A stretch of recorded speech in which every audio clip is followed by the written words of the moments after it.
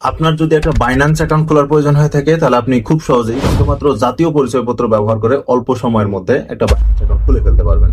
আজকের এই ভিডিওর মাধ্যমে আমি সম্পূর্ণ প্রসেসটাই আপনাদের দেখাবো কিভাবে আপনারা বাইন্যান্স অ্যাকাউন্ট খুলতে পারবেন এবং সেটা কেওয়াইসি ভেরিফাইড করতে পারবেন।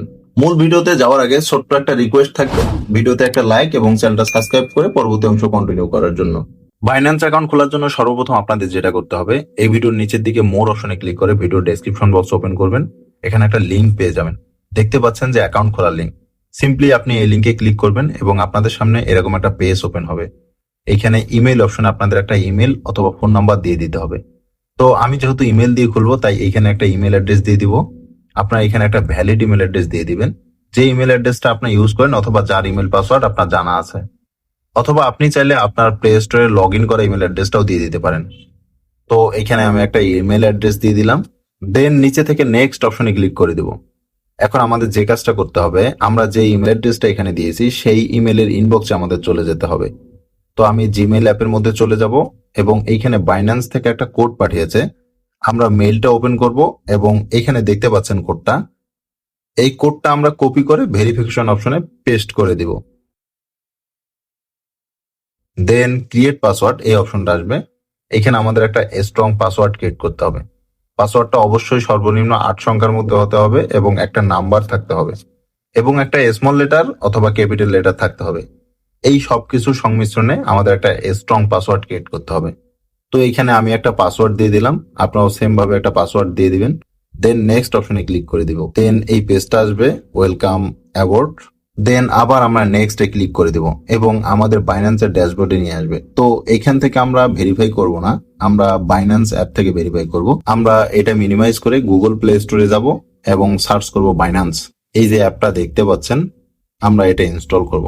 ইনস্টল না হওয়া পর্যন্ত আমাদের এখানে একটু ওয়েট করতে হবে। দেখতে পাচ্ছেন অ্যাপসটা আমাদের ইনস্টল হয়ে গেছে এবং এখান থেকে আমি ওপেনে ক্লিক করব।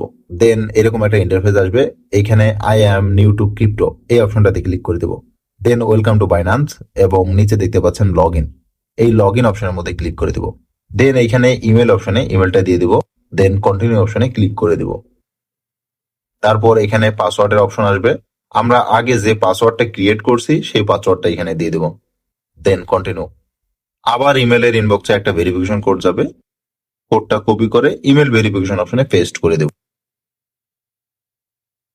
দেন সাবমিট। তারপর আমাদের এরকম একটা পেজে নিয়ে আসবে। এখানে দেখতে পাচ্ছেন document verification, residence Bangladesh, document issuing country Bangladesh, এগুলো সেম থাকবে।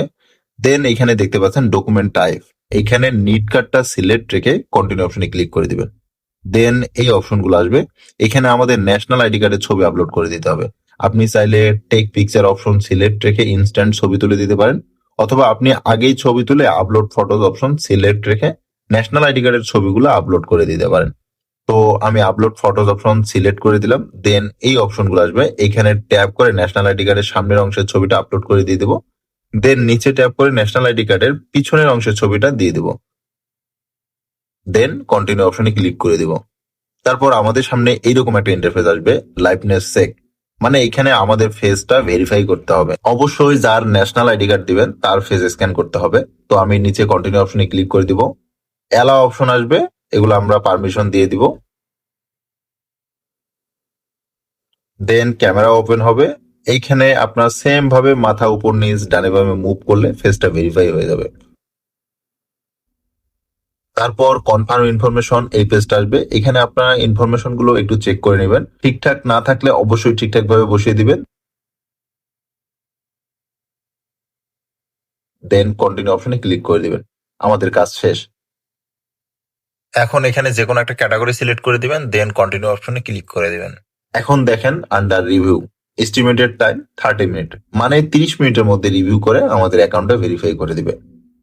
আমরা যদি একটু হোম পেজে যাই তাহলে দেখতে পাচ্ছেন এখানে your verification is under review, মানে এটা রিভিউ করে 30 মিনিটের মধ্যে আমাদের অ্যাকাউন্টটা ভেরিফাই করে দিবে।